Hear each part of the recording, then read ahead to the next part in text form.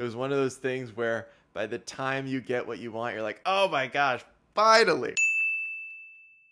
So I know, I took a bit of a hiatus from rom-coms, not on purpose, there just weren't really any that were catching my eye, but we're back. We're back because Fire Island came out, it's on Hulu, I just watched it. One of my favorite humans in the world, Bowen Yang, is in this movie. Bowen Yang, SNL breakout superstar, mark my words. This man is gonna be very successful. I've been waiting for him to be in a movie for a while, and this is about as close to co-lead, I would say, in this film. He's one of the two main characters. He's amazing because everything Bowen Yang does is amazing. Now, this movie was written by Joel Kim Booster, who also plays the other lead in the film.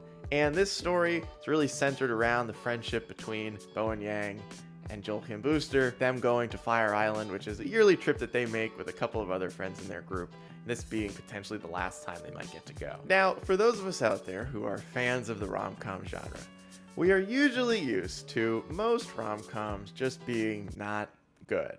They're cheesy, they're lame, which is part of the genre for sure, but a lot of the times they're just not very creative in terms of cinematography. The writing can be kind of lazy because we sort of all know where the story is going. The acting can be questionable, and in the case of Fire Island, it's the total opposite. This movie looks absolutely beautiful. The acting is fantastic. So much so that I could not tell if these actors were all friends in real life because there's so much great on-screen chemistry, play off each other so well. It's a lot of fun to watch. And the film is written really well. So overall, you're looking at a rom-com that defies a lot of the tropes that kind of get this genre in trouble, at least in terms of watchability, because this is really, really high quality filmmaking. Now, I'm a big fan of any time a movie takes a cast and essentially just replaces them all with different kinds of people, because diversity is important.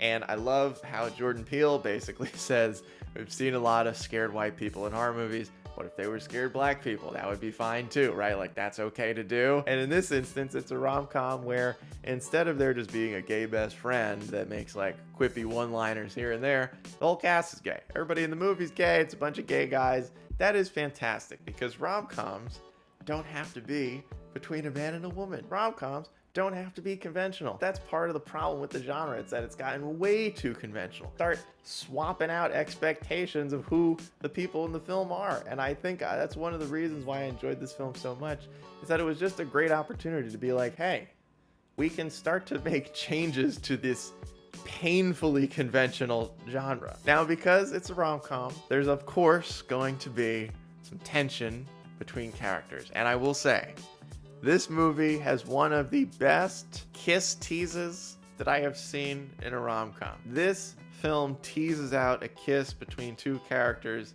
3 times, and they got me every time I thought it was gonna happen, so I don't know if that's a spoiler. I loved that because it was one of those things where by the time you get what you want, you're like, oh my gosh, finally, which is so refreshing.